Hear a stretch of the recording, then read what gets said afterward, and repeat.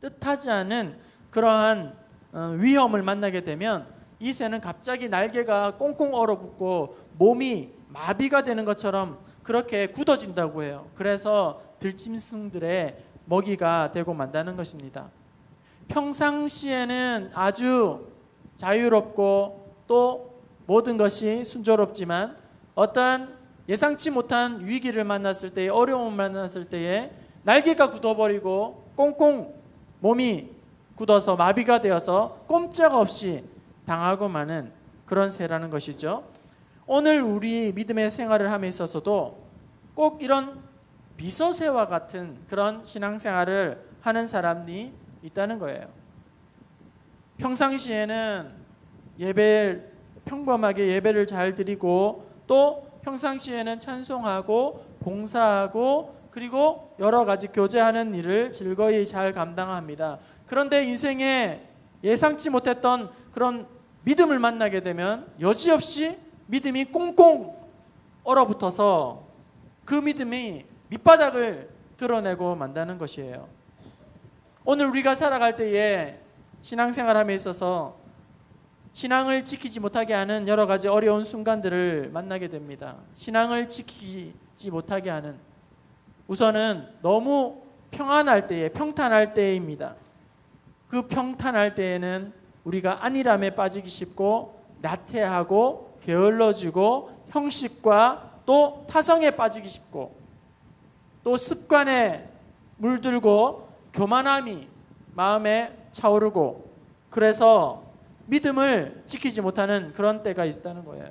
영적인 마비 상태를 당하게 되는 것이죠. 또 반대로 평탄할 때도 우리의 믿음을 지키기가 쉽지 않지만 반대로 힘든 고난이 찾아왔을 때에 고통스러운 그런 나머지 믿음을 지키기가 여간 어렵다는 것입니다. 하지만 여러분, 노련한 등반가의 진가는 평탄한 그런 동네산, 동산, 야산을 오를 때에 노련한 등반가에 그런 진가가 나오는 것이 아니라 아주 험한 곳, 거친 곳, 그런 산을 지나갈 때에 비로소 노련한 등반가에 진가가 나오게 되는 것입니다. 또한 유능한 항해사가 고요한 바다를 지나갈 때는 그 진가가 나오지 않지만 거친 풍랑이 이룰 때에 그리고 비바람이 칠 그때에 거친 바다 한가운데에서 노련한 항해사의 진가가 비로소 나온다는 것입니다. 마찬가지입니다. 참 믿음, 참 신앙도 이와 같다는 거예요. 평탄할 때에는 아무런 문제 없을 때에는 우리의 믿음의 진가를 알기가 쉽지 않습니다. 하지만 극심한 고난과 시련과 환난이 닥쳐왔을 때에 그 사람의 진짜 믿음이 나오는 것입니다. 진짜 신앙의 미천을 드러내게 되는 것입니다. 오늘 우리가 읽은 이 본문 말씀은 우리에게 한 가지 질문을 던지고 있습니다. 그것은 바로 시련이 왔을 때에 또 고난이 찾아왔을 때에 어떠한 세상의 도전이 와도 당신은 당신의 믿음을 지킬 수 있는가? 오늘 우리에게 질문하고 있는 것입니다. 오늘 말씀을 들을 때에 이 질문에 조금도 망설임 없이 그리고 우리 모두가 분명한 믿음의 대답 고백을 할 수 있게 되기를 바랍니다. 오늘 본문 말씀은 바벨론 왕 느부갓네살 왕이 이제 예루살렘을 함락한 이후에 유다 나라의 왕족과 귀족들 그리고 많이 배운 사람들, 똑똑한 사람들, 재주 좋은 사람들을 다 포로로 잡아서 바벨론의 문화를 가르치면서 그들에게 동화 정책, 흡수 정책을 펼치고 있는 가운데 있습니다. 그런데 이런 종교적이고 문화적이고 신앙적인 혼합주의에 결코 타협하지 아니하고 동화되지 아니하고 물들지 아니하고 끝까지 신앙의 거룩과 정결을 지켜낸 사람이 나오고 있습니다. 바로 다니엘의 세 친구인 사드락과 메삭과 아벳느고입니다. 느부갓네살 왕은 바벨론 제국의 위엄과 그리고 왕의 그 근엄함과 그것을 자랑하고 드러내기 위해서 두라 평지에 큰 금신상을 세웁니다. 그리고 그 금신상은 약 7층 높이의 그런 우상을 세우게 되는데 그것을 다 세운 다음에 제막식을 하는 날에 모든 백성들로 하여금 그 우상신 앞에 절하도록 엄히 명을 하게 됩니다. 그리고 이 명을 어기게 되는 사람들은 뜨거운 풀무불에 던져서 죽게 하겠다고 그런 죽음의 위협을 가하게 되었습니다. 제막식이 드디어 되었고 이제 모든 사람들이 줄을 서서 앞다퉈서 그 우상 앞에, 바벨론의 위험 앞에 엎드려 경배하기 시작합니다. 마침내 사드락과 메삭과 아벳노고 이 세 사람의 차례가 되었고 그들은 우상 앞에 서야 했습니다. 그때에 이제 그들은 선택해야 합니다. 절을 하고 타협의 길을 가고 이제 목숨을 부지할 살 길을 갈 것인가, 아니면 왕의 명령을 거절하고 죽음의 길을 갈 것인가. 이제 그들은 기로에 서 있는 것입니다. 전쟁을 승리한 바벨론 대제국의 왕이 앞에, 절대 권력 앞에 패전국의 어린 포로들의 모습이란 너무나도 애처롭기 짝이 없고 마치 풍전 등화와 같은 그런 위태로운 상황에 놓이게 되었던 것입니다. 그러나 이 세 사람은 눈에 보이는 바벨론 제국의 그런 위험보다 하나님의 영광을, 그리고 하나님을 더 경외하고 또 존귀히 여길 뿐만 아니라 느부갓네살 왕의 왕자보다도 하나님의 보좌를 더욱 존중히 여기고 또 마음속에 깊이 보고 있었다는 것입니다. 그래서 이 세 청년들은 끝까지 우상 앞에 경배하는 것을 단호하게 거절하고 결국 이글거리는 풀무불로 나아가게 되는 것이지요. 여러분, 오늘날 현대인들에게 가장 강력하고 가장 무서운 공포는 세 가지 정도가 있습니다. 그것은 돈의 힘과 권력의 힘과 그리고 죽음의 힘이라는 것입니다. 돈의 힘 앞에서, 권력의 힘 앞에서 굽신거리고 고개를 숙여야지만 살 수 있다고 그렇게 이 시대의 사람들은 생각합니다. 그것이 오늘날을 살아가는 지혜롭고 융통성이 있는 그런 사람이라고 주장합니다. 더구나 죽음은 우리의 모든 것을 빼앗아 가기 때문에 그 죽음의 공포 앞에서 두려워 떨지 않을 사람은 아무도 없을 것입니다. 그러나 오늘 본문 말씀에 다니엘의 이 세 친구는 금신상 앞에서 굴하지 아니하고 온전한 믿음을 나타내고 있다는 것입니다. 오늘 이들의 믿음이 곧 우리의 믿음이요, 이들의 고백이 곧 우리의 고백이 되기를 원합니다. 그들이 고통 가운데에 그들의 믿음의 진가를 마음껏 드러낸 것처럼 오늘 우리가 당하는 시련 가운데에서 하나님을 부인하고 우리의 믿음을 내팽개치는 것이 아니라 오히려 오늘 당한 이 고난 가운데에, 환난 가운데에 더 크게 하나님의 영광을 선포하고 또한 믿음을 나타내는 저와 여러분 될 수 있기를 원합니다. 그렇다면 그들이 가지고 있는 그 믿음의 진가는 무엇이었을까요? 무엇이 그들로 하여금 돈의, 권력의, 그리고 죽음 앞에서도 당당하게 믿음을 나타내고 자유화할 수 있었을까요? 세 가지 정도로 살펴보고 기도의 제목을 삼기를 원합니다. 첫 번째, 그들의 믿음은, 그들의 신앙은 결코 타협하지 않는 신앙이었다는 것입니다. 본문 14절에 느부갓네살 왕이 그들을 회유하며 이렇게 말합니다. 너희가 내 신을 섬기지 아니하며 내가 세운 금 신상에게 절하지 아니한다 하니 사실이냐? 이렇게 묻습니다. 이에 대하여 청년들은 대답합니다. 16절, 느부갓네살이여, 우리가 이 일에 대하여 왕에게 대답할 필요가 없나이다. 이것이 무엇을 의미합니까? 왕이시여, 양보할 수 있는 일이 있고 양보할 수 없는 일이 있습니다. 왕이시여, 포기할 수 있는 일이 있고 포기할 수 없는 일이 있습니다. 왕이시여, 이것은 결코 양보하거나 타협할 문제가 아닙니다.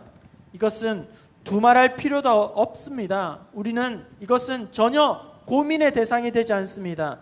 그렇게 말하면서 어떠한 위협에도 굴하지 아니하고 타협하지 않는 그런 단호한 믿음과 신앙을 나타내고 있는 것입니다. 오늘 여러분, 저와 여러분은 어떻습니까?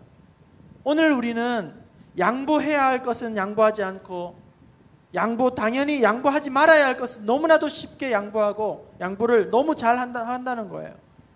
얼마든지 양보할 수 있는 일에 자기의 자존심을 겁니다. 양보해도 되는 일에 고집을 피웁니다. 아무것도 아닌 일에 목에 핏대를 세웁니다. 가시돋친 말을 합니다. 그러면서 절대로 양보하지 말아야 할 그 거룩과 신앙의 순결 앞에 하나님과의 친밀한 관계에 대해서는 이래도 좋고 저래도 좋고 쉽게 무너지고 어물쩡하면서 넘어가려고 한다는 거예요. 세상은 우리에게 유혹합니다. 말합니다. 속삭입니다. 유별나게 신앙생활 하지 말고 다른 사람들처럼 사회생활 제대로 하려거든 적당하게 해. 타협하면서 그 길 가야 해. 신앙생활 어렵게 하지 마. 쉽고 편안한 길 부담 없는 거 해. 세상의 흐름을 왜 거스르려고 하는 거야? 세상의 조류에 적절하게 반응하고 그렇게 흘러가면 다 좋잖아. 그렇게 우리를 유혹한다는 거예요. 그러나 성경은 분명하게 우리에게 말씀하고 있습니다. 좁은 길을 가라고 말씀합니다. 세상에 우리를 유혹할 때에 적당하게 안일하게 그렇게 합리화하고 절충하는 것이 아니라 오늘 사드락과 메삭과 아벳느고처럼 단호한 결단으로 믿음으로 단단하게 확신한 마음으로 그렇게 나아갈 수 있기를 바랍니다. 이 신앙만큼은 나는 양보할 수 없습니다. 이 문제만큼은 저는 결코 대답할 필요가 없습니다. 풀무불 가운데에 그렇게 던져진다 할지라도 결코 타협할 필요가 없습니다. 타협하지 않겠습니다. 여지가 없습니다. 그런 믿음을 나타내는 저와 여러분 될 수 있기를 바랍니다. 또한 그들의 신앙과 믿음은 어떠했을까요? 구원하시는 하나님의 능력에 대한 분명한 믿음과 신앙이 있었다는 것입니다. 우리 17절 말씀을 함께 읽어보도록 하겠습니다. 17절입니다. 시작. 왕이여 우리가 섬기는 하나님이 계시다면 우리를 맹렬히 타는 풀무불 가운데에서 능히 건져내시겠고 왕의 손에서도 건져내시리이다. 그렇습니다. 하나님께서 우리를 반드시 건져낼 것입니다. 풀무불 가운데에서뿐만 아니라 왕의 권세 아래서 능력의 팔 아래서도 우리를 건져낼 것입니다. 그렇게 고백하는 것입니다. 여러분 우리들도 우리의 모든 순간순간이 하나님께서 우리를 지켜주시고 보호하시고 또 인도하시고 또 감당할 수 있는 힘을 공급하여 주심으로 말미암아 어려운 일을 만났을 그때조차도 능히 모든 일에서 구원하여 주시고 응답하여 주심을 기억할 수 있기를 바랍니다. 성도 여러분, 신호등이 있고 교통경찰관이 서 있다고 해서 우리가 안전하다고 말을 할 수 있을까요? 나만 운전 잘하면 안전하다고 여러분 단정할 수 있습니까?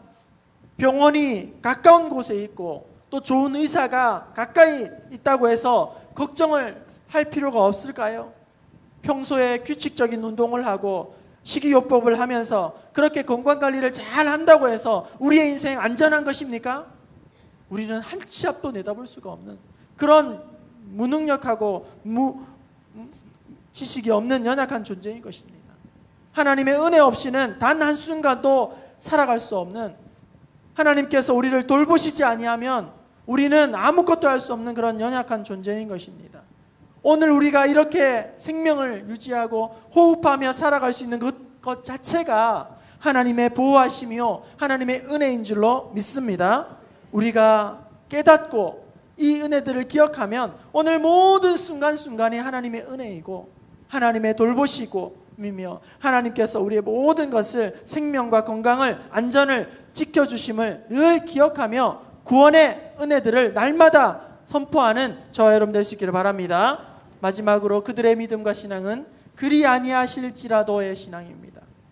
새 청년이 가진 이 신앙의 정점이 바로 여기에 있습니다. 그들의 신앙의 클라이막스는 바로 18절인 것입니다. 우리 18절 말씀을 함께 읽어보도록 하겠습니다. 18절입니다. 시작. 그렇게 하지 아니하실지라도 왕이여 우리가 왕의 신들을 섬기지도 아니하고 왕이 세우신 금 심상에게 절하지도 아니할 줄을 아옵소서. 이런 것입니다. 말하자면 전능하신 하나님께서는 저희들을 이글거리는 그런 풀무불 가운데에서 능히 건져주실 줄로 믿습니다. 그러나 왕이여 그리 아니하실지라도 우리가 풀무불에서 그저 던져져 죽을지라도 우리를 건져주지 않는다 할지라도 우리는 결코 우상 앞에 절하지 아니할 것입니다. 여전히 하나님을 바라보고 감사하며 우리는 믿음으로 죽어갈 것입니다. 이렇게 이야기하는 것입니다. 이 얼마나 놀라운 믿음입니까? 성도 여러분, 저는 분명히 믿습니다. 하나님께서 성경에 기록한 모든 풍성한 은혜와 약속의 말씀이 문자 그대로 성취될 줄로 믿습니다. 또한 저는 믿음의 기도는 병든 자를 구원하신다는 신유의 은사와 능력을 믿습니다. 또한 저는 하나님을 사랑하는 자에게 영혼이 잘됨과 같이 범사가 잘되는 그런 은혜를 주실 줄로 믿습니다. 또한 분명히 하나님을 제일 주위로 살아가는 사람에게 하늘의 신령한 은혜와 땅에 기름진 것으로 풍성한 재물로 축복하여 주실 줄로 믿습니다. 그럼에도 불구하고 그리 아니하실지라도 구한 것을 응답받지 않는다 할지라도 구한 그대로 하나님께서 우리에게 풍성하게 역사하지 않는다 할지라도 하나님의 그 선하심을 믿고 또 하나님의 모든 것을 합력하여 선을 이루실 그 하나님을 믿습니다. 바로 이것이 그리 아니하실지라도의 믿음인 것입니다. 여러분, 우리 주님께서 겟세마네 동산에서 절규하신 기도가 무엇입니까? 바로 이 기도가 아니겠습니까? 그리 아니하실지라도의 고백인 것입니다. 아버지여, 아버지여, 할 수 있거든 이 잔을 내게서 옮기시옵소서. 그러나 내 뜻대로 마옵시고 아버지의 뜻대로 하옵소서. 새 친구의 고백이 바로 이것인 것입니다. 하나님이여, 이 불무 속에서 내 몸이 불타는 것이 하나님의 뜻이라면 나는 이 상황을 받아들이기를 원합니다. 이것이 그들의 믿음이요 신앙의 고백인 것입니다. 칼빌은 이렇게 말하였습니다. 내가 지옥에 가는 것이 하나님의 뜻이라고 한다면 지옥으로 내려가는 길목에서도 나는 하나님의 영광을 찬양하며 지옥의 길을 걸어갈 수 있을 것입니다. 한국의 코미디언 대부였던 김경태 장로님은 말년에 암으로 투병 생활을 하였습니다. 죽기 전날까지 가족들과 함께 하나님을 찬송하고 예배를 드리는 가운데에 이런 기도를 드렸다고 합니다. 하나님, 제가 영원히 주님과 함께 살 텐데 죽음을 두려워하겠습니까? 하오나 이 고통이 너무 심하여 하나님의 자녀로서 입술로 범죄할까 두렵습니다. 못나도 제가 장로인데 이 고통 때문에 하나님의 영광을 가릴까 두렵습니다. 지난 몇 개월 동안 잠을 자지 못했습니다. 시간마다 찾아오는 고통 때문에 몸부림을 치며 살았습니다. 이로 인하여 하나님께 영광을 가릴까 봐 두렵사오니 이 고통을 제거하여 주옵소서.